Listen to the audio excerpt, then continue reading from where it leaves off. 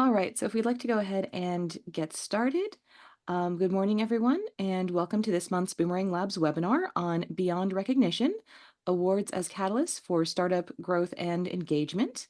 We're joined by Banksia Foundation CEO Graz van Egmond, Judge Belinda Chellingworth, and past winner Sascha Rust, who will be discussing the benefits of awards that often go overlooked, especially for startups that are trying to establish themselves. But first, as Boomerang Labs' communications manager, I literally wouldn't be doing my job if I didn't tell you a bit about Boomerang and this series. So, we're Australia's first startup accelerator specifically for circular economy founders. And while most of our programs are more intensive, we wanted to have these free webinars to provide learning opportunities on different topics of interest. So, next month, we'll be discussing how to reset to repair with the Australian Repair Network's Professor Leanne Weissman on the 19th of September. And you can check out our events page on our website, follow us on LinkedIn and Instagram, and subscribe to our monthly e-newsletter to get all of the latest from us. We do also have these more in-depth programs for startups at all different stages. So please do check out our website if you're interested in those or if you know someone who might be. And I'm joining this morning from Gunditjmara country, and I'd like to acknowledge the traditional custodians of the lands on which we all live and work, and pay our respects to elders past and present. And now I will turn it over to Graz. Thanks, Alison, and thank you, Boomerang Labs, for this opportunity to be able to give you an insight of possibly what awards are all about and what they can do, especially for startups.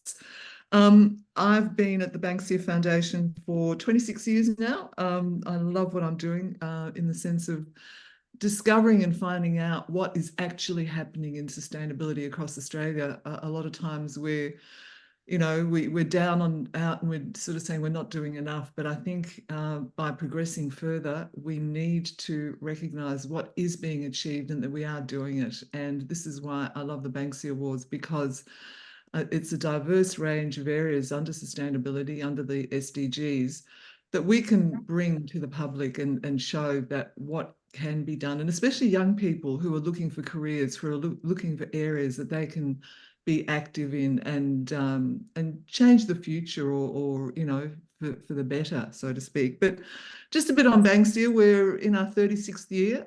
We're the longest running sustainability awards in Australia and virtually around the world. So we're very proud of our longevity, our legacy, and what we've been able to provide for Australia. Importance of awards and recognition. I think a lot of people go into award sort of framework or thinking that, yes, it'd be nice to achieve this award. We achieve the award, have a nice time on the night and put the trophy on the boardroom table. There's so much more to that. It is an incredible marketing opportunity. It's an incredible positioning opportunity. And the Banksia Awards, and as you'll hear from one of our judges, we have experts from around the country that give up their time to assess each of our entries. And this is a really important part.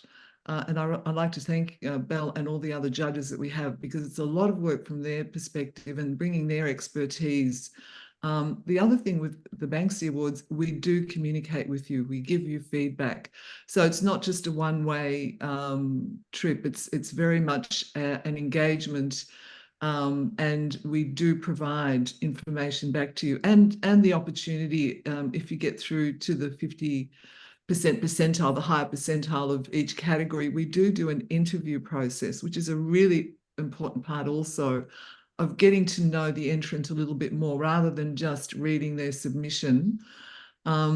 It's the opportunity where judges go through the submission, send back questions, and the entrants answer these, and then there's a discussion.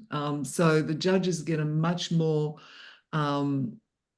broader perspective, and a lot of times, and I don't know if anyone else has judged anything, but it's very, very hard also to put all the information and make sure that you've got everything done. So this opportunity, as I said, allows the judges to go back and for you to recognize what you've missed. The benefits of entering, I think especially for startups, because you're so focused on where you are and where you're going. It's an external reference points to see where you are and how you're when what you're achieving and where, and the progress that you've made. It's that sort of analysis by external, as I said, criteria by external people that you could use very much as a guide to where you might, where you're not performing, what you need to be doing, how you could be utilizing resources better, all those sorts of things that judges go back to and query the entrance. So that external and the criteria too, because sometimes you're so engrossed in what you're doing. And this is not just startups, but businesses. I have had so many people saying, look, the process has been so amazing because we've been able to take our head out of where from our framework and look at a different framework and consider things that maybe we haven't even considered in the past. So the criteria and the way we run the awards, I think, are very beneficial just by putting an entry in.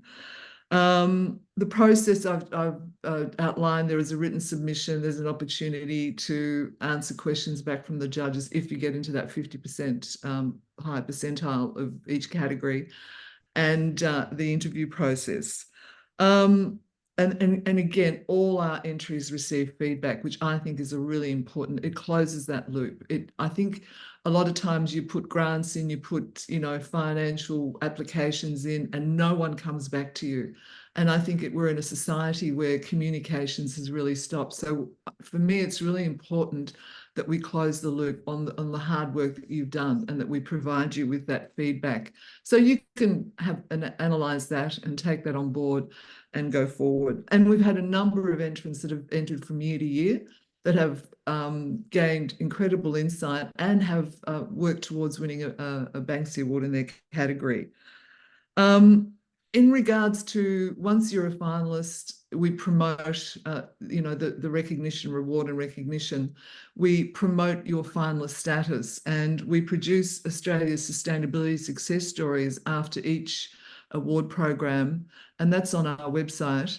And that's been downloaded 500,000 times from around the world. People are interested in what Australia, and nationally and, as I said, nationally and overseas, of what we are doing.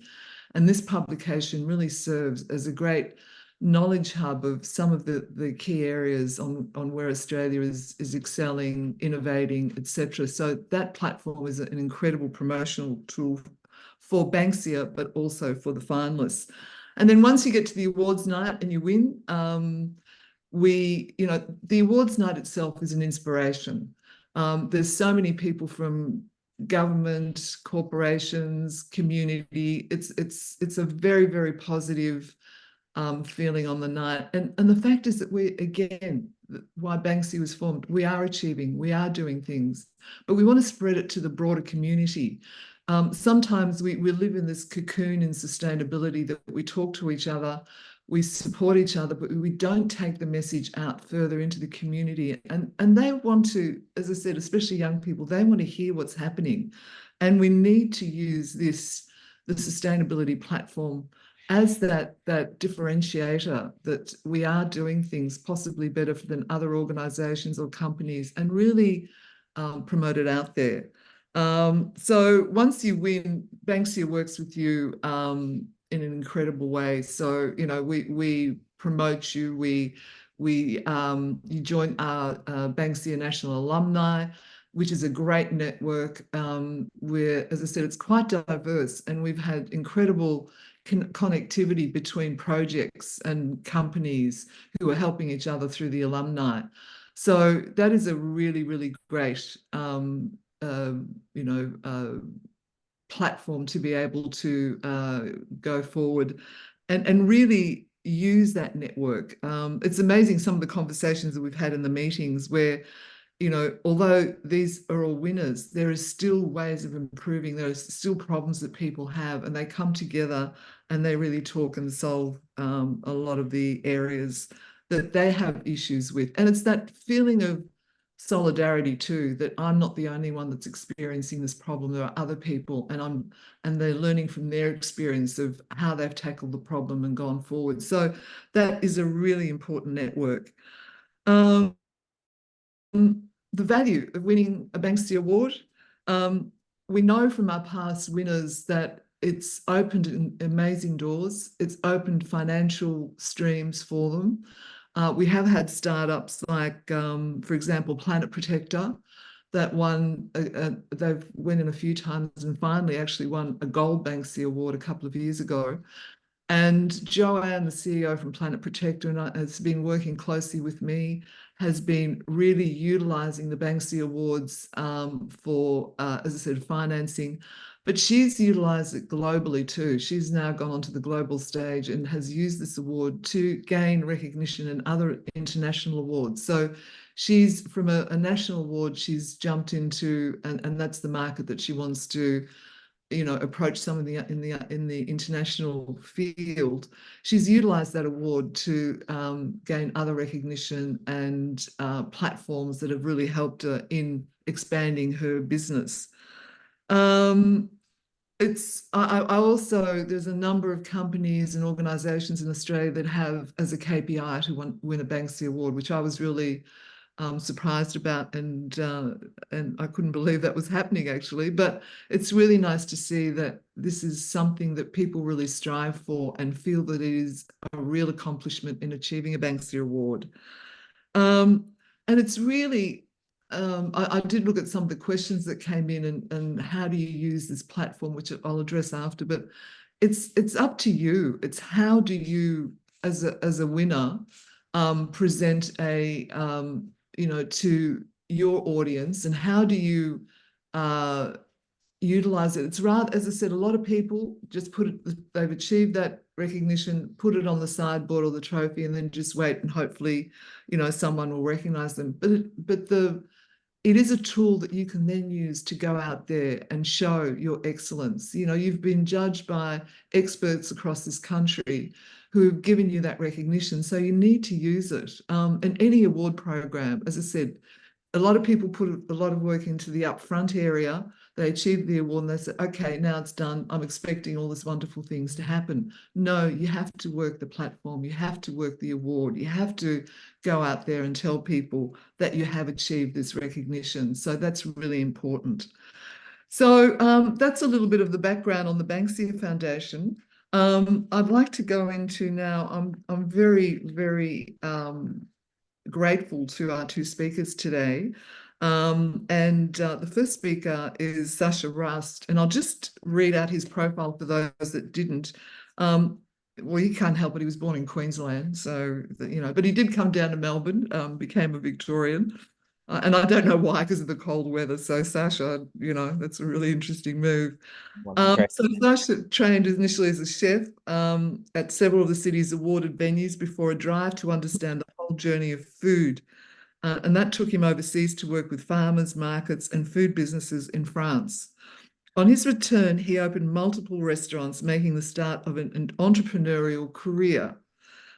This initiated an exploration of the food system from a sustainability perspective, looking at both the production and supply chain by leading a national conservation program supporting the sustainability of the seafood industry. These learnings provided the jumping off point to engagements with agri-tech ventures focused on advanced digital technologies to drive positive food system outcomes system outcomes. So in 2022, Sascha received the Youth as Our Changemakers Award from Banksia.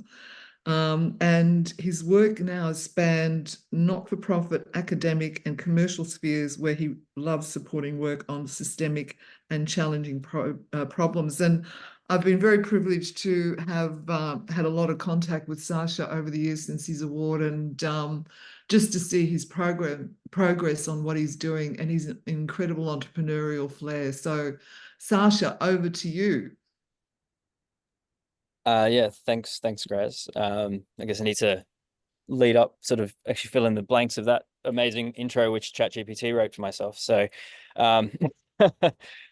yeah, look, I mean, I guess my starting point would be that, Graz, you kind of already said a lot of the important parts of this, and so much of what you said is actually just true. So, I suppose my job now is to back up what you're talking about with some real stories. You know, and there's a few points there that are really true for us. You know, and I'll talk about this a little bit more, because when I actually applied to the Banksia Awards the first time, I actually applied to two awards. One was for the business and one was for youth as our change makers, and the business didn't win. So now that's actually a KPI for us as well. So that's kind of interesting that you mentioned that, Graz. And the second thing I would sort of reiterate before I sort of get into it is that 100% these awards are a tool. They're not the end of the road. They're something that, you know, you can then, once you have them, you can do things with them. But if you don't have them, you can't do anything with them. So it's just a different framing of the award, I think. So that's maybe you know, the starting off point. But so I mean, beyond the little bio there, I mean, somebody recently called me a sustainable food evangelist, which I thought was really pretentious. But I guess in some ways it's kind of true, because all I do really is bang on about sort of how our current relationship to food is sort of is basically unintentionally causing chaos around the world. So my business harvest stack, I'll start there, and then we'll sort of talk around sort of the journey of the awards process for me and some of the learnings from that. But my business harvest stack, basically at a high level, we're looking to support sustainable food system outcomes through basically the co-design of digital infrastructure, but also implementing fairly highly collaborative business practices within food supply chains.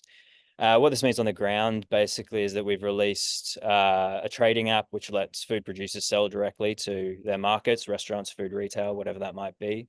We trialed a blockchain traceability platform to validate source and sustainability across seafood, beef, lamb, other protein categories. And sort of most importantly, we're looking at how the collection of data across these supply chains can nudge behavior change and sort of unlock really positive ecological management and circularity interventions around packaging, food waste, decision making at market, things like that. So for me, like sort of what that makes it all really interesting is that we're sort of basing all of this on the idea that traditionally complex and linear supply chains with lots of people involved are a barrier to doing all of these good things. And so we're working on this sort of thesis that if you build these easily accessed, decentralized sort of tools, people can kind of work a little bit more collaboratively and cohesively and more objectively together. And that these tools that are digital also gives us all these data opportunities, which ultimately give us the tools we need to do. We need to actually make the changes we need to make. So where was I at the time of the Banksia Awards? Sort of as my bio sort of suggested, you know, I started off my career as a chef and did about 10 or 12 years in that space. And, you know, I had some success. I worked in some great places. But ultimately, where I wanted to go was I wanted to be, you know, I really wanted to focus more on how the world worked and the food system worked from a sustainability perspective. But making that transition as somebody that just had a bunch of restaurants on their CV wasn't exactly straightforward, right? Like, you know, and this is very much the personal side of the awards sort of journey. But you know, for startups, I think the sort of business personal relationship is always very close. I think it's important to talk about. So for me, you know, just getting that sense of credibility was really hard. Like I felt like if I put my CV in front of people or if I was talking about something, you know, they weren't necessarily taking me seriously because it was just, oh, you know, that guy's a chef. You know, it's really easy to discredit them against somebody that may be you know, a doctor, have a PhD in something or has already sort of established this corporate career. You know, at least in my mind, whether or not it's true or not, that felt like a real barrier for me. So I saw the opportunity of the Banksia Awards as really for me personally, it was for one, it was a really big credibility opportunity. So, you know, having people that I respected look at me and what I was doing and the things I wanted to do and say, hey, actually, you know, that guy's maybe onto something, or, you know, he's actually doing something good. But you know, and sort of hand in hand with that, it's sort of a validation thing as well, because I mean, I think that a lot of us that are in startups, you know, we're sort of these crazy people that think that you know, for one, we're super curious, but we sort of have these, you know, we're these crazy people that look at the world and ultimately we sort of disagree with something in the world and we think that we can change it. Somehow we're the special ones that can figure out and how to change it. And, you know, no matter how much how crazy the idea is. We're just like, we'll sacrifice everything to get there. So which is sort of a bizarre mentality but I think it's probably resonates with a lot of people in the room that are in their own startups. To have somebody to put your idea in front of somebody and say, and then have, or a group of people that are sort of well respected and have this kind of reach, and have them sort of say, actually, you know what, you may be onto something there, kind of gives you that kind of fire in your belly to kind of keep on going, especially in the hard times, because let's be honest, like startups are, they're hard. And so, I mean, I think the third probably key thing for reason that sort of drove my journey to apply for the Banksia Awards was really the network opportunity as well. I mean, talking about what I just spoke about, I was moving into a whole different sector, going from kitchens to this other super complex world of sustainability and working with other businesses and corporates and academics and all that kind of thing. I didn't know anyone, right? And so I looked at Banksia as this amazing opportunity, and the award is this amazing opportunity to open doors to a range of people that could maybe help us on the journey. And again, for startups, let's be honest, as good as you are, you're not going to get anywhere and without the people that are there in the wings to sort of help you along that journey. And there's countless number of people that have opened their arms and offered so much help to us as in the business to kind of get where we've gotten so far, and we're only just off the starting blocks, to be completely honest. So I mean, I suppose to talk more about maybe the experience of the sort of the awards process and things like that as well. I mean, I think one of the key things it really uncovered, for both personally and from a business perspective, and this is something that Graz you touched on, is that the reality is that for most of us, we spend a lot of time kind of looking at where we want our businesses to be, or what's wrong in our businesses or in our personal lives, or how we want to be better or whatever. We don't spend a lot of time kind of sitting back and reflecting and going, hey, what have we actually done already? And there's probably a lot you can find there. And for me personally, going through this awards process was the first time I'd really sat down personally and legitimately gone, hey, what have I done in my career? And looked at that objectively and gone and written a story and a narrative around that I could then articulate to somebody else.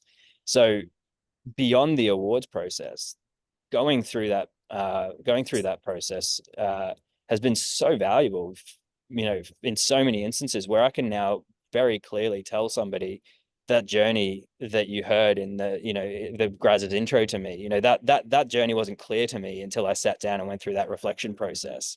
And so that I think is really invaluable. But likewise, and Graz, you also touched on this, is that it does expose some of the flaws. And this is where, I mentioned before that, we applied for both the business and me personally, and the business didn't win. And what it exposed was that, hey, we were doing really interesting things, but we didn't really have the runs on the board. We didn't have the metrics behind it to get us across the line to the point where it was meaningful. And it really pointed and the process of going through the awards that Graz discussed, that sort of high touch process with the judges, kind of pointed very clearly, hey, it's really good, but this, and this are areas where you could really improve. And if you go and do that, then, come back to us effectively. So it's sort of that like hand holding to be a better operator or a better business. And that is the kind of love, or tough love, that you don't really get all the time, which I think is really gold. And guys, I don't know if that's something, if you design it to be tough love, but that's certainly It is a bit of that, Sascha. It is a bit of that.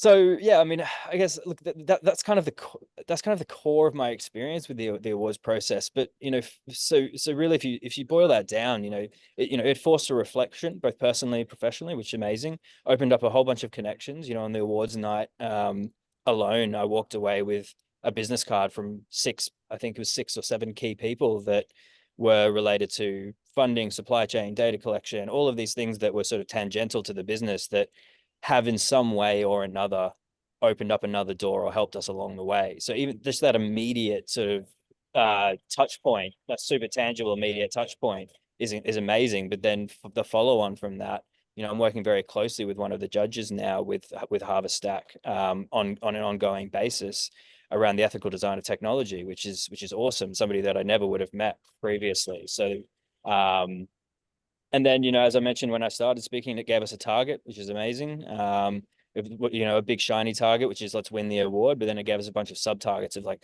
okay, well, how do we do that? How do we get the business to a place where it can do that? And then, I mean, let's be frank, maybe a less tangible result, but it's a marketing point. It helps us differentiate from competitors, both from a personal brand perspective, but also from a business perspective. It cuts through the greenwash bullshit. Frankly, it goes, it's not just us telling people that we're great; it's somebody else saying these people are great. Which is, that's gold, honestly, in the world that we work in. Maybe I'll stop there because I've rammed quite a lot and taken up a bunch of time. But Graz, if you want to sort of explore any of that deeper, happy to talk more. No, thanks, Sascha. And I really appreciate, and I think the word you took is a journey. A lot of people think, I'll just put this, do a submission for this award program and hopefully I'll get it. And I think people have to think of awards in a different perspective. And I think you really highlighted some of that in the sense that it is a self-revelation. It's really taking time out, and it's not just a quick, I'll answer a few questions. It is delving into, as I said, we try and provide the criteria and the structure of the entry kit, so people are really examining, and I think that's sort of really valuable. And I'm really glad that you mentioned all those touch points that you made at the awards night, because it's an amazing night, and I walk away with so many people saying, oh, I made this connection and that connection, and that is really valuable. And because we're continually Zooming, we're continually just on the computer, on Google, just trying to find connections, that we've lost that connectivity from person to person. I think the awards night really presents that, and I think we forget how important it is to have that face-to-face conversation to ignite that relationship. And I think the awards program, not just the awards night, but with the alumni and all that, really provide that. So thanks, Sascha. I think that was really great. And it's been just a delight working with you since you've won the award. So that's been exciting for me too. So the other great thing that Graz said was that there's an active alumni and support that Graz and Banksia offer you, and I take that very liberally. And I'm on the phone to Graz probably every couple of months. So. Yeah, well, and that's, look, and I love it. I love it. I as I said, my job at Banksia is varied, and this is a great part. Just talking to people like Sascha and getting that enthusiasm. As I said, I've been there for 26 years, or here it's 26 years, and I'm probably more enthusiastic now than I was when I started at the Banksia Awards, because of the people I'm surrounded by, the judges, the winners, the finalists, the entrants, all that sort of thing. So, as I said, I've probably got the best job in Australia. So thanks, Sascha. That was fantastic. Now, we'll take a different tact a little bit now to give you more of an insight. So Belinda has joined us. She's one of our amazing judges that spend a lot of time judging the program. So just a little bit of background on Belinda. She's had more than 20 years experience in implementing circular economy principles and ESG in Australia and overseas. She has a strong track record of delivery in government, not-for-profit and large organisations, and has previously led the circular economy portfolio for several influential businesses, including the London School of Economics, the GPT Group, Australia Post, and Aldi Stores in Australia. Belinda is now the Director and Principal Consultant of BC Consulting, a trusted circularity advisor to Australian businesses. She's also moonlights as the garbologist in the Australian media. That's pretty brave using that term, Belinda, and was recently recognised for her legacy and long-standing commitment, being named Planet Ark's Australian Circular Leader 2023. As I mentioned, she is one of our esteemed members of the Banksia judging panel, and she is a mentor for Boomerang Labs. Welcome, Belinda. Do you want to give us a bit of insight from a judge's perspective? Hello, thanks, Graz, for that lovely introduction. And Yes, I'm feeling like a right old chameleon this morning because I come to this session as a circularity expert, a judge for Banksia and the Australian Packaging Covenant Awards, but also a mentor for Boomerang Labs. So I've got, I think, a few different perspectives from what I've written for everyone this morning. And one of those other perspectives is as a founder myself. So I have a young business that's less than 2 years old.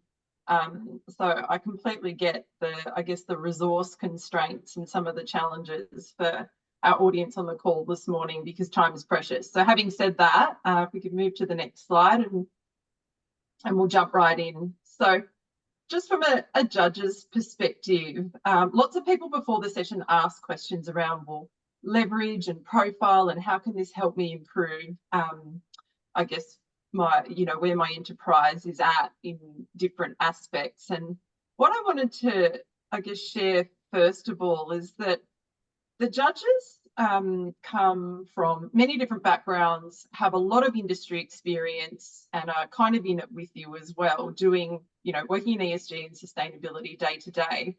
But we are really interested and excited advocates for the applicants. When we receive all the applications to judge, we don't know who's applying. And it's almost like, it's kind of like Christmas or opening like this really happy ESG magazine, because you get all the applications and every single time I do this, I see, names of organisations I possibly didn't know existed, organisations I had no idea, that they were doing all this great stuff in sustainability.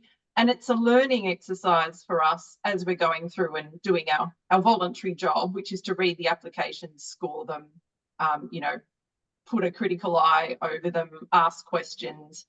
But at the end of the day, we really love judging and we really love advocating and understanding the good work that's happening in industry so that we can go and promote it or connect you or help as well. So I guess I just wanted to start and open and say we are judging you, but we're not judging you, if that makes sense. So just dipping into some of the practical advice that I have in terms of writing the applications, if we could just move through to the next slide. Many people before the session again ask, well, what's a strong application look like? And I am going to bear all people, there are no secrets. Strong applications are clearly written, demonstrate impact, and they include these things, which I'll elaborate on. When you open the questions for any awards that you're applying for, that is what the judges are marking you against. This is really important, and it's something that's really often sort of overlooked, even by large, well-established businesses.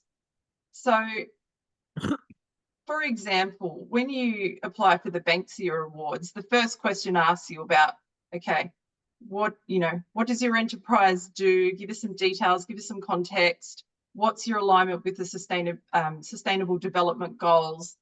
And it's often something that applicants completely miss.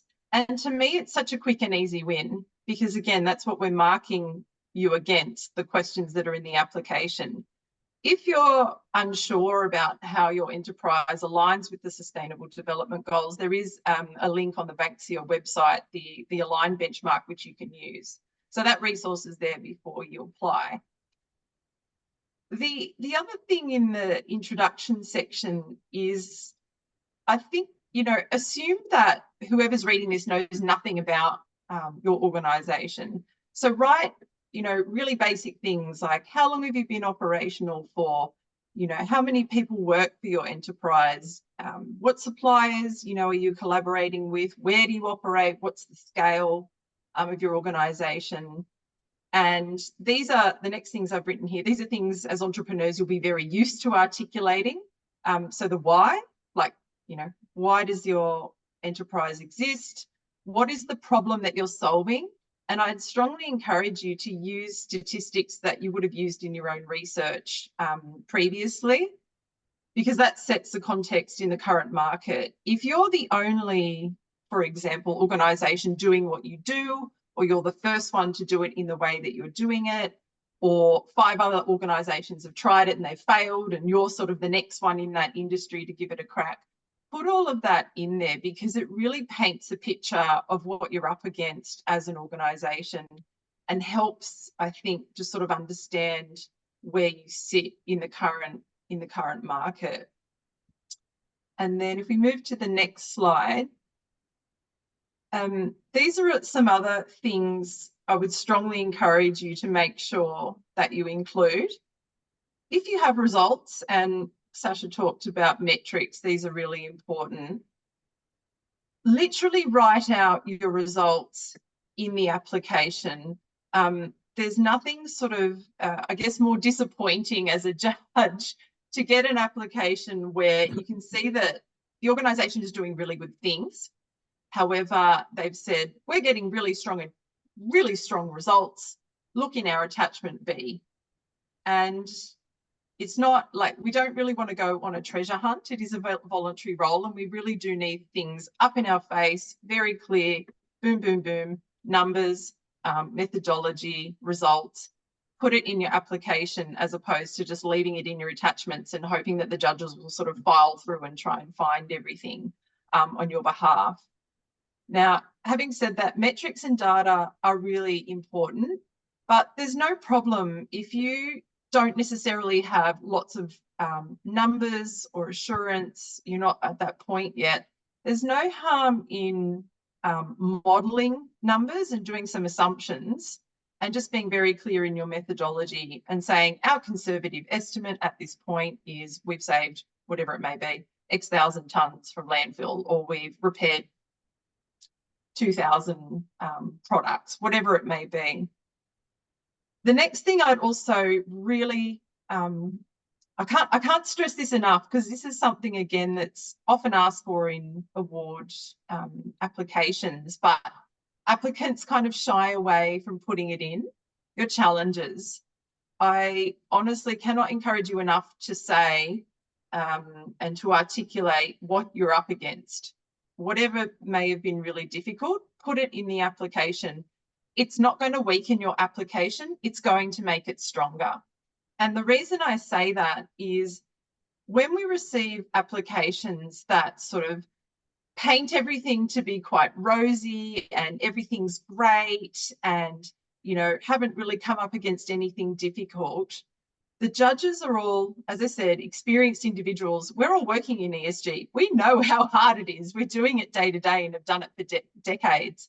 So when we read something like that, that sort of brushes over that aspect, to be honest, it sort of discredits the rest of the application in a way, because then we start thinking, oh, okay, well, what else have they maybe glossed over or painted up, or, you know, it really adds the authenticity and the credibility to your application. And of course, everything is commercial in confidence as well.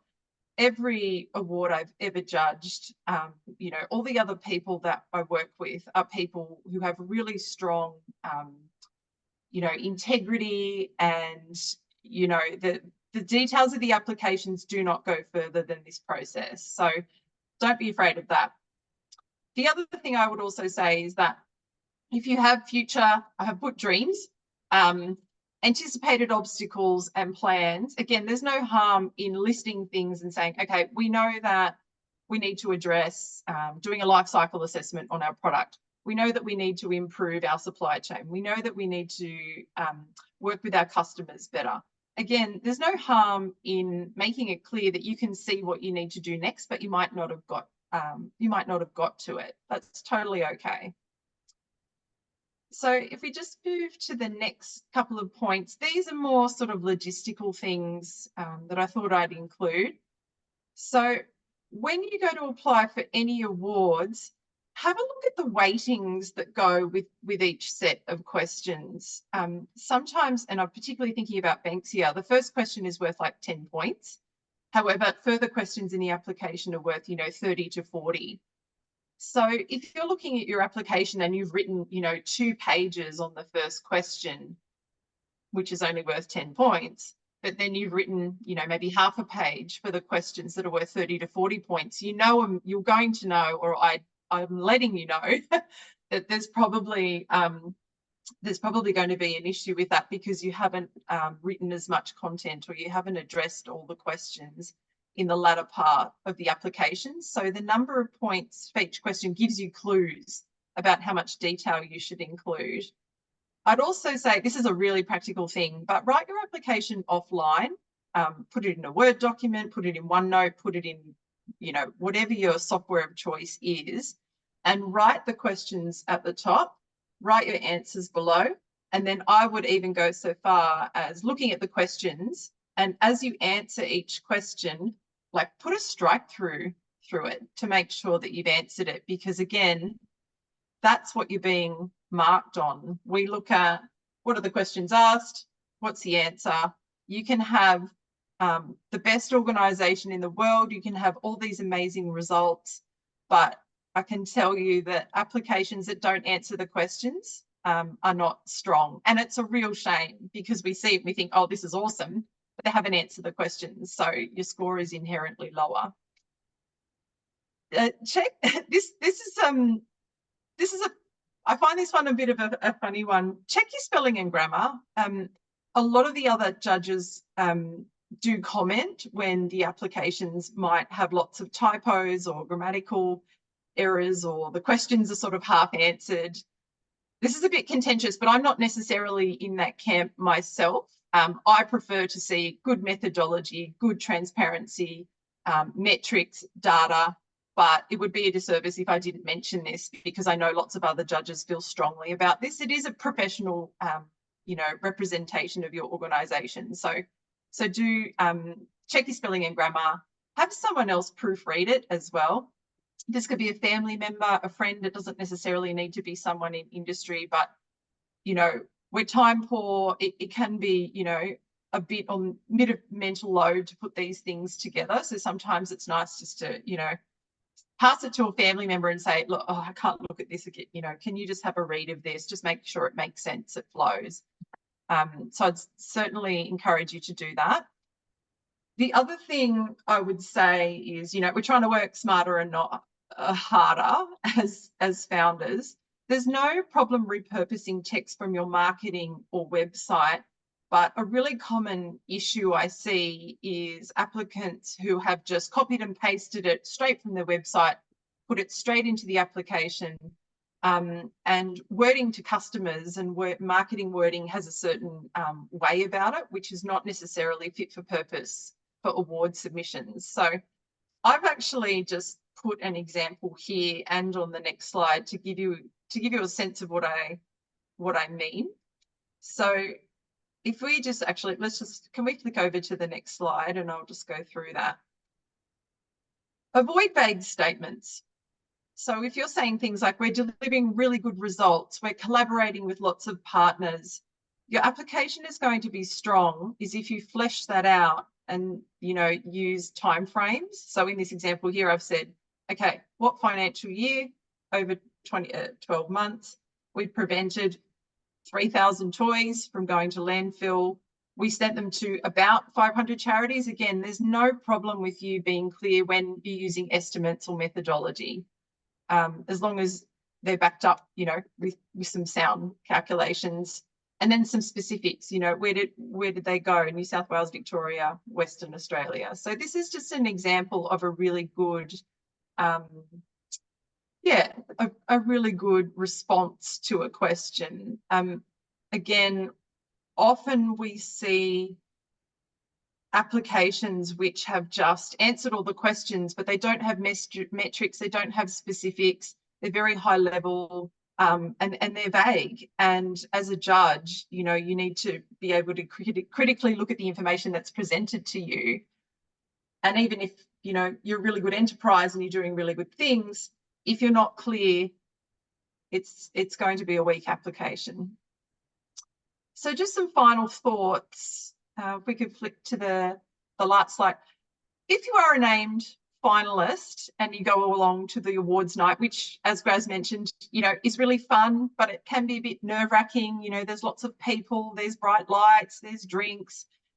You probably come from a hard day's work. These are a few things to do before the awards night. Prepare an acceptance speech. It's not your pitch, but use parts of your pitch for that speech. If you win, and you're up there at the lectern and you're giving a speech in front of people from government, policymakers, journalists, potential customers, people from industry, you know, you want to capitalize on that opportunity. So make sure you say, you know, your name, what your organization's name is, again, even though it would have already been read out, say it again. The problem that you solve, you know, the sort of customers or investors you're looking for, like there's no problem doing like a little mini ask in your acceptance speech. But use that opportunity, you know, as your first point of marketing through the awards. You know, if you won, you really deserve it. I'd also say bring a mate, bring a family member, bring someone from your team, bring your whole team if you can. Just bring someone along with you as a support person to take photos, to make sure you haven't lost your handbag somewhere. Like, it is exciting. You've got lots of people talking to you. You do need a support person. So if you cannot do that, you know, often, you know, there's drinks beforehand or you're sitting at tables with people. Just, you know, turn to the person next to you, introduce yourself and say, hey, look, if I win, do you mind taking like a little video of my acceptance speech? Like, you know, we're all there to help each other. So don't miss that opportunity. And again, look, some really practical stuff. Make sure you drink some water before the awards. Make sure your phone's charged and have a good time. It is a really fun night. And I think we don't celebrate enough in the ESG and sustainability spaces because we're too busy doing the work and we are values driven. But it is a really fun night and there's lots of opportunity to meet lots of people and lots of collaborators. So yeah, go in feeling strong. And that's my thoughts. Thanks, Belle. Look, that's fantastic, and I think you've covered a lot of areas.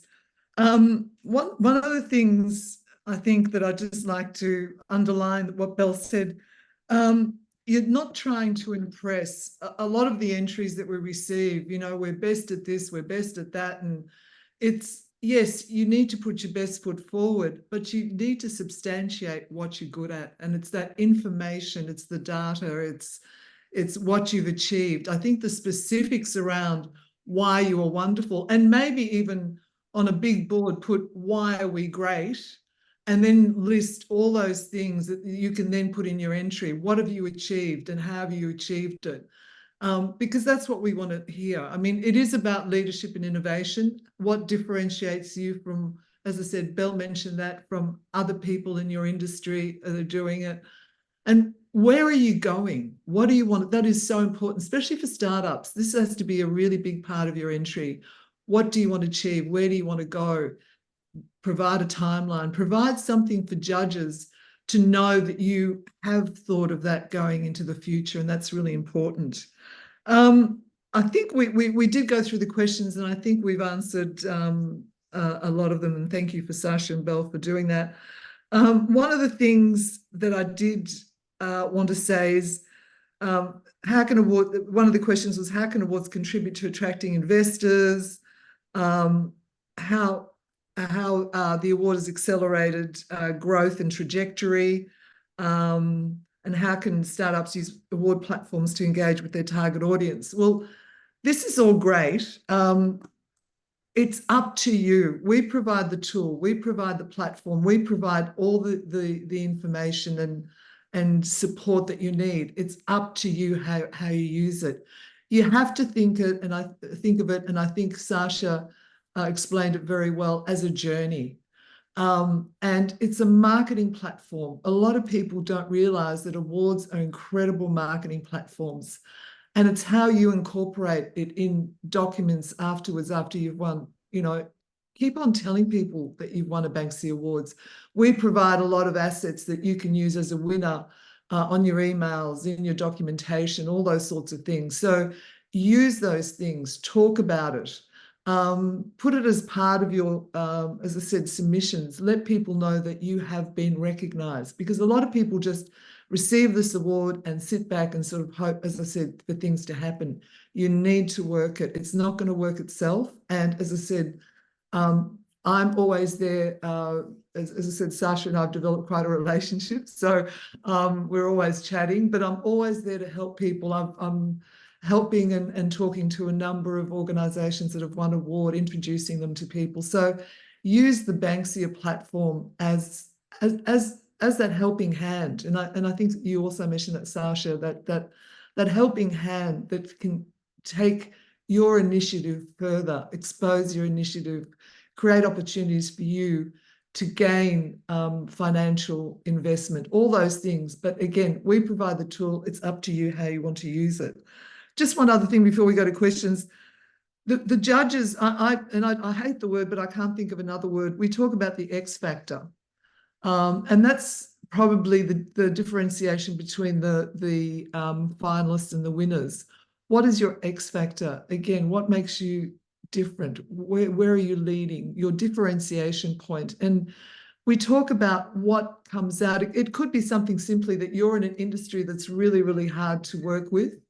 And you really started something that's extraordinary, or you've progressed from somewhere that has already been established, but you've taken that next step. Think about what your positioning is in what you're doing. I think that's really important to be able to, as I said, explain to the judges where that differentiation is. So that's it from us. I'd like to open up to the floor now, Alison, and just see if we've got any further questions. And if we haven't answered one of the questions, I said we've tried to incorporate in our talk what you've asked, but please reiterate that question again. Happy to answer it. So over to the floor.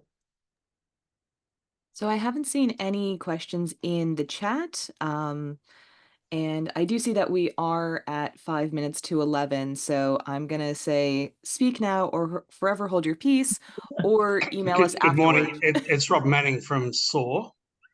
So SAW is an environmental sustainability remediation company for water and oil and gas. I take it that it's possible to enter the awards, particularly the Banksia Awards, in more than one category. Is that correct?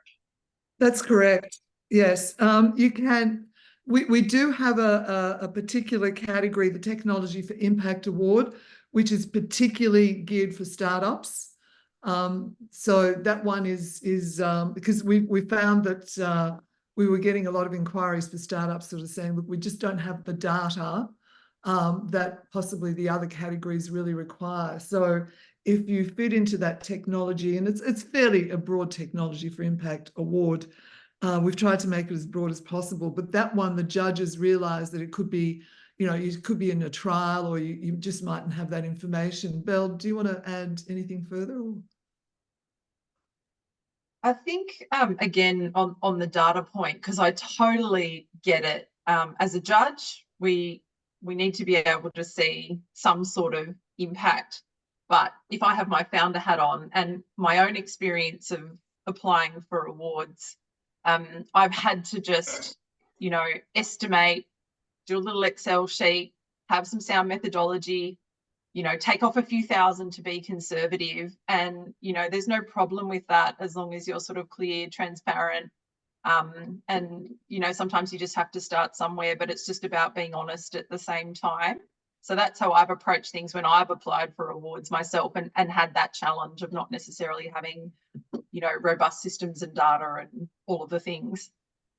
But Robert, you're quite welcome. As I said, we've got a number of categories, depending on what, we've got a circular, we've got energy efficiency, we've got agricultural and primary industry, or communication for impact. So if you do have that strong data, I recommend that you look at the other categories. But if you're a startup and your data is limited, then I would look at technology for impact. And it was one of the questions was going to be specifically in relation to the Marketing and Communications for Impact Award, because we've actually had quite a significant impact in media environments, getting large exposure, although it hasn't converted into sales. So that was one of the things that I was more interested in. Yeah, look, the marketing one is really the data that they require is what has been the outcome of your, be it campaign, advertising, whatever it is. Whether it converts to sale, that's quite a long process. in the marketing area. But it's led it just as a trying to gauge it. It's led us to open in India and in the UK, and now has sparked interest to take us to the USA as well. Well, I mean, that's a great outcome from that. Okay. That's an amazing outcome. So yes, definitely. It doesn't have to go into direct sales, but what is your outcome? You expanded your program, you've had more recognition, you've brought on collaborative partners, all those sorts of things and measurements, especially in that category that you would mention. Excellent. Thank you very much. Okay. Any other questions from anybody?